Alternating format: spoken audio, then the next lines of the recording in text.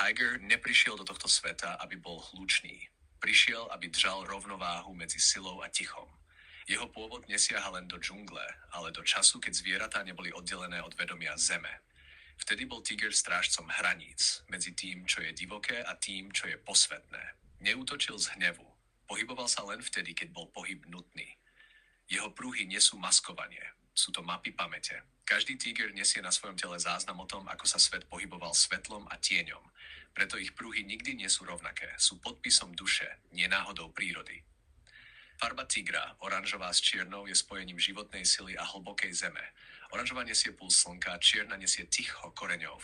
Tiger stojí presne medzi nimi. Vie, kedy byť viditeľný a kedy zmiznúť. Energetický tiger učí jednu zásadnú vec. Nevydáva energiu zbytočne. Nepotrebuje dokazovať, že je silný. Jeho sila je pokojná, sústredená, ukotvená v tele. Keď tiger stojí, celý priestor vie, že je prítomný, bez pohybu, bez zvuku. Vnútorne tiger cíti svet cez vibrácie. Cíti krok skôr, než sa stane. Cíti úmysel skôr, než sa zmení na čin. Preto sa nikdy neponáhla.